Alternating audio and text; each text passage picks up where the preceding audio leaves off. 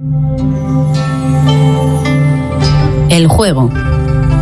Hace algunos días, con un buen amigo, comenzamos un ejercicio literario imaginativo destinado, sin que él lo supiera, a la excitación de la glándula hipófisis o pituitaria, la encargada de la recuperación de las burbujas mentales, recuerdos, del quantum. Este tipo de ejercicios o experiencias es corriente en los entrenamientos de las órdenes esotéricas, quizás con otros métodos o nombres, pero con el mismo fin. Si algún lector forma parte de alguna de ellas, como la masónica o Rosacruz, puede confirmarlo. La idea es rescatar burbujas mentales del pasado, antes de esta unidad de carbono, o del futuro, recuerdos del futuro, de forma que surjan como imaginación.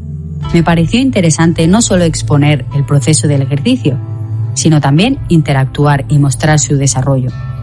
Hoy veremos el proceso y experimentaremos el juego del quantum, para que ustedes experimenten en carne propia la recuperación de un recuerdo del futuro.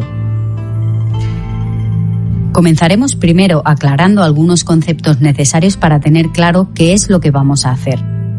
Una de las programaciones que nos han impuesto es la idea de imaginación, que no es lo mismo que fantasía. Según Wikipedia, formadora de arquetipos, cita: la imaginación, del latín imagination onis, es un proceso superior que permite al individuo manipular información generada intrínsecamente con el fin de crear una representación percibida por los sentidos de la mente. Intrínsecamente generada significa que la información se ha formado dentro del organismo en ausencia de estímulos del ambiente. Manipular información, o sea, no real. Tomar esta información y transformarla en una fantasía. El asunto es que la imaginación en realidad son recuperaciones de burbujas mentales, suyas o de terceros, en bruto, por medio de la glándula pituitaria y no procesadas correctamente por la ignorancia o falta de información al recibir datos parciales. La ilusión consiste en creer que la imaginación es fantasía, algo fantástico, fantasioso, improbable. También Wikipedia condiciona y relaciona la imaginación con la fantasía. La palabra fantasía significa la facultad que tiene el ánimo de reproducir por medio de imágenes las cosas pasadas o ajenas, de representarlas ideales en forma sensible o de idealizarlas reales. Una fantasía es algo irreal, ficticio o algo que simula la realidad. Una fantasía es una imaginación o ilusión de un deseo. Cuando se rompe la ilusión de la imaginación, surge un visionario como Julio Verne o Isaac Asimov, o un científico como Nikola Tesla, que se adelantan a su tiempo. Aclarado esto, haremos lo siguiente. Desarrollaré una historia como real, donde mezclaré datos, conceptos, informaciones e ideas, de forma que ustedes no sepan si son reales o no. Sobre esta historia base, tomada y ampliada del ejercicio literario antes citado, ustedes podrán analizar y preguntar al respecto e irán contestando o ampliando las respuestas, preguntas o análisis de sus compañeros, observando atentamente el proceso de su imaginación, sobre todo el sentimiento al escribir o responder. Sentirán la certeza o no de sus afirmaciones e intentarán tamizar lo verdadero, si lo hay, de lo falso, si lo hay, dentro del contexto de la información transmitida por mí y por ustedes. Cada comentario tiene que tener la fuerza de la certeza de lo que dicen, si están exponiendo o ampliando, y la firmeza y sustento en las afirmaciones y preguntas. No tienen que entrar en conflicto de ninguna manera con las afirmaciones de los demás lectores, sino completar la información. Esto es un ejercicio de consciencia, no de egos. Así que no tienen que defender ninguna postura, ni discutir entre ustedes, sino exponer o explicar y ampliar las existentes. Tengan siempre presente que esto es un juego y que interrumpiré la experiencia si no se cumplen las reglas. Yo intervendré contestando sus preguntas si lo veo conveniente y me tomaré el tiempo necesario para hacerlo y dar las respuestas. Podré agregar o quitar si lo considero pertinente. Información al artículo ya publicado, así que estén sumamente atentos. La experiencia durará hasta la publicación del próximo artículo, donde la daré por terminada y expondré las conclusiones. Comencemos pues el juego. Hay cosas que tengo que callar, porque si no perdería toda credibilidad y mi propósito y trabajo habría sido en vano. Si yo dijera, por ejemplo, que nací en 1874 y que estoy escribiendo desde el año 2042 con un equipo transceptor cuántico multitemporal de byte direccional y radio más menos 200 años, ¿qué pensaría? No hace falta que me responda. Y sin embargo, lo que le estoy diciendo tiene su lógica y puede ser completamente cierto. El transceptor cuántico multitemporal de byte direccional y radio más menos 200 años es un equipo desarrollado por EG&G inicialmente para comunicaciones intertemporales en el año 1900 con fines exclusivamente militares y luego utilizado civilmente con fines educativos, como toda tecnología actual de este tiempo virtual 2012. Primero los militares y la élite, y luego, cuando ya está obsoleta, el público en general. En el 2042 ya está liberada como toda la tecnología, ahora secreta. EG&G, Edgerton, Hermeshausen and Greer Inc. fue contratista de la defensa del gobierno de Estados Unidos desde la década del 40 e implicada en la mayoría de los proyectos oscuros como el Experimento Filadelfia y el Proyecto Manhattan. El transceptor cuántico multitemporal de byte direccional y radio más menos 200 años es un equipo de interacción de espacios temporales y no necesita un receptor del otro extremo para usarlo. El transceptor crea un vórtice de recuperación de huella electromagnética en ambos sentidos, en este caso 200 años. Los hay de mayor o menor alcance. Este equipo es similar al cronovisor vaticano, con la diferencia que se puede interactuar con todo lo relacionado a las comunicaciones. Por ejemplo, se pueden recuperar las emisiones de radio y televisión de hace años, o ustedes pueden recibir una llamada en su celular y al atender estar hablando con alguien que se encuentra 200 años en el pasado o en el futuro sin saberlo. En este momento puedo haber recuperado los correos electrónicos del 9 de abril de 2012 y estar contestándole desde el 2042. ¿Nunca le pasó que su teléfono celular de golpe le muestra una llamada perdida con fecha futura? ¿O un mensaje de texto o comentario en el blog que llega desfasado en el horario? ¿O que su televisor muestre una imagen fantasma de otro canal pero que no está transmitiendo ese mismo programa en ese momento? Eso sucede cuando se está recuperando una huella electromagnética desde algún punto espacial. El transceptor es un equipo de comunicaciones de séptima generación y no hay peligro alguno porque trabaja con recuperación de huellas electromagnéticas. Por consiguiente, la paradoja es imposible al trabajar dentro de la ecuación de elección. Solo modifica las incógnitas dentro del proceso acción-reacción del sujeto. Como ya dije, el transceptor cuántico multitemporal de byte direccional fue desarrollado después del primer salto de horizonte de distorsión espaciotemporal, en la década del 70, por EG&G o sus contratistas, en base al cronovisor vaticano y terminado de perfeccionar y puesto en funciones a partir de la quinta generación en la época del 90. No fue hasta el 2001 que se le dio un uso realmente interactivo con los acontecimientos del 11 de septiembre en las Torres Gemelas, recuperando información de las bases de datos de las torres, en especial del edificio 7 del World Trade Center, que alberga oficinas de la Securities and Exchange Commission, SEC, y algunas oficinas del FBI. También le fue avisado desde el futuro a varias personas lo que iba a suceder. Desconozco las causas de la recuperación y el aviso. Quizás fue una prueba de funcionabilidad. También desconozco los efectos en la realidad que esta intervención pudo haber ocasionado. Entonces sería lógico que usara el transceptor. Si mi lugar espacial fuera el 2042, aunque me encontrara ahora en el 2012. Tómese todo como un supuesto hipotéticamente hablando. Si fuera al revés y estuviera en el 2042 y mi lugar espacial fuera en el 2012, Igual podría tener una interacción del 100% con esta realidad y este tiempo si me estuviera comunicando desde la Matrix 782, aunque me encontrara en la 1564 o viceversa. Siempre conviene cubrir las huellas con el caos, así que suelo utilizar, como el entrenamiento enseña, varios servidores, equipos y dominios para este fin.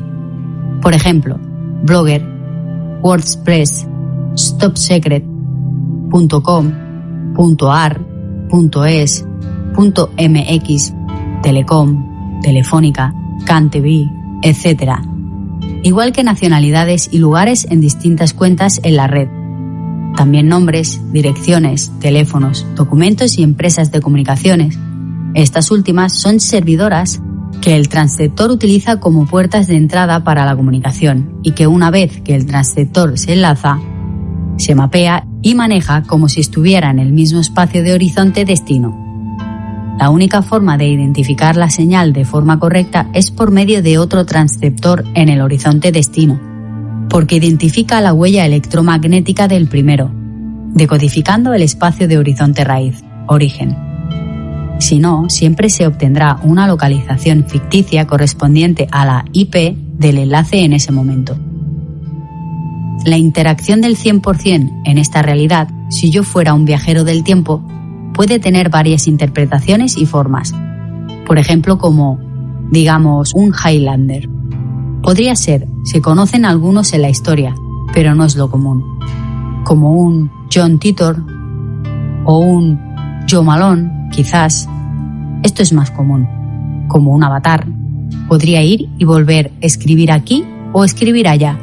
Según como sea el viaje, mantener la conciencia no es la frase justa. Prefiero recuperación de recuerdos, cuando se necesitan. Hay 4 formas conocidas hasta la fecha de viajes en el tiempo. Por salto cuántico físico mediante un portal de horizonte espacio-temporal. Teletransportación. Por recuperación de huellas electromagnéticas de la trama. Proyecciones. Y por transmigración cuántica, quantum, de las esferas de conciencia, avatar. La tradicional y tridimensional forma de viajar en el tiempo es, por supuesto, cronológicamente, viviendo. Me expresé mal cuando comencé el relato el 17 de diciembre de 1874. Fue el momento del primer salto consciente. Por eso la expresión nací. Antes tuve otro muy traumático, porque abandoné a toda mi familia. Creo que fue en el siglo XVIII. No recuerdo bien, así que hablar de edad no tiene sentido, porque ni siquiera yo la sé, y primero tendríamos que diferenciar edad cronológica y edad espacial. Todos somos avatares de nuestro ser, y nuestro ser, a su vez, es avatar de la conciencia del Do. En el caso que nos compete, habría que estipular cuál es el espacio raíz: 1712, 1874, 2012 o 2042, para comprender tridimensionalmente el asunto. Todas las familias o parientes son originales, las del pasado, las del presente y las del futuro. No depende del tiempo sino del espacio. Mi padre de 2042 es el mismo que el de 2012, pero en realidad ya no es mi padre, porque su ser ahora ocupa otra unidad de carbono. Me pregunta, ¿por qué no uso los recuerdos o viajes en el tiempo para mi beneficio personal, para mejorar mi condición económica o ganar la lotería? Primero, porque se recuerda a lo que se presta atención. Si yo hubiera sido un jugador, seguramente lo recordaría, pero nunca he jugado ni creo que lo vaya a hacer. No tengo la menor idea a todo lo referente a juego o deportes, sumado a que no se puede hacer lo que no se hizo, porque el futuro existe y ya pasó. Uno está condicionado a su huella electromagnética en la trama sagrada. No se puede hacer nada que ya no se haya hecho, o que no esté marcado con esa huella electromagnética como posibles realidades dentro de la ecuación de elección en cualquier acontecimiento. Digamos que todo está previsto y sus posibles circunstancias por una acción entran como factores incógnita X en la trama sagrada. Por consiguiente, el escenario de la paradoja toma otra dimensión. Si usted o yo hacemos algo que modifique el pasado, presente o futuro, es porque ya lo hicimos en alguna línea temporal o realidad subjetiva paralela o alternativa. Como el error, que no lo fue, donde estaba previsto el error del demiurgo. La única forma de ejercer el libre albedrío es que se conozcan todas las decisiones posibles y sus consecuencias y entonces elegir una de ellas. Creo que lo expliqué en el artículo Corrigiendo Conceptos 2. Parece un juego, pero no es un juego. Una elección equivocada o egoísta cambia la ecuación de elección y la realidad es otra. No podría arriesgarme a no cumplir mi propósito por una comodidad económica al usar un recuerdo de un posible futuro a mi beneficio. Si tiene que ser, será.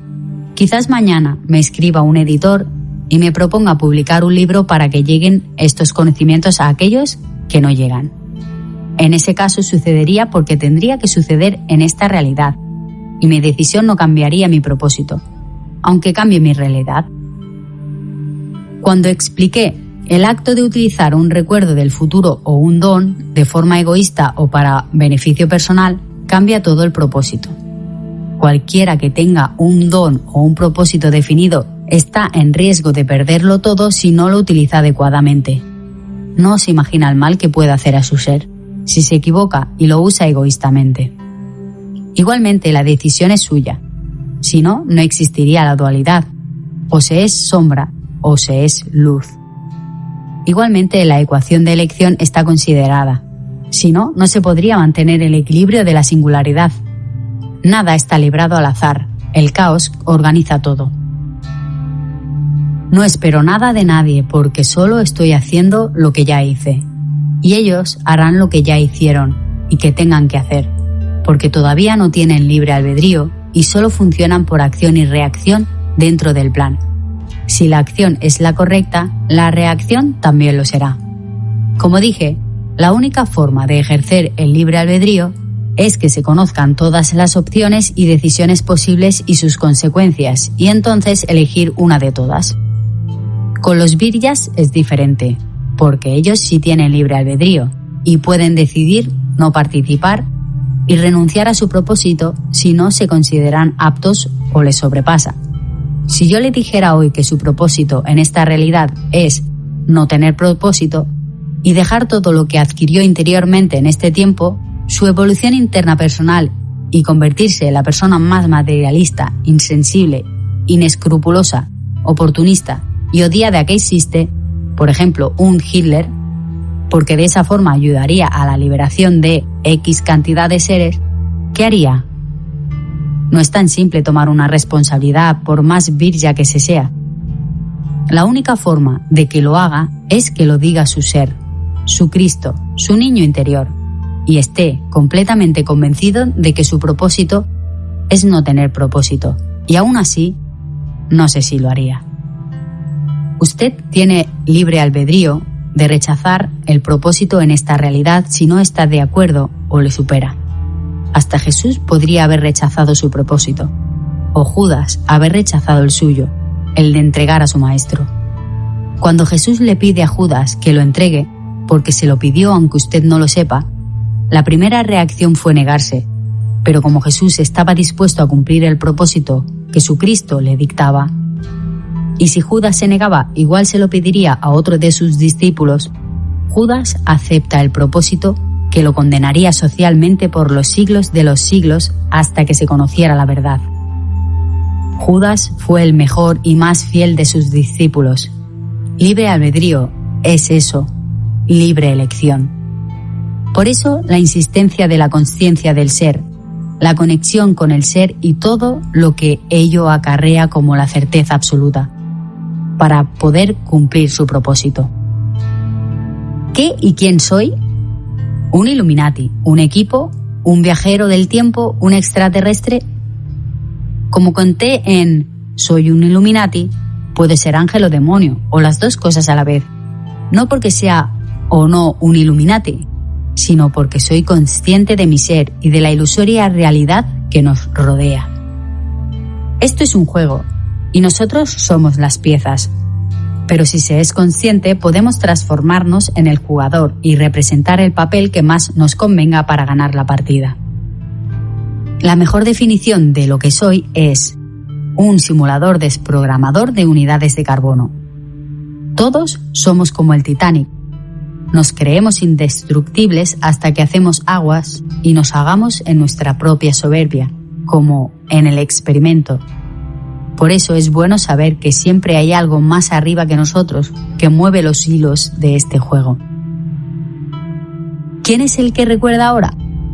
No importa si todo es verdad, imaginación o solo fantasía. Lo que importa es lo que esto mueve en su interior. Usted es el parámetro entre la realidad y la ilusión.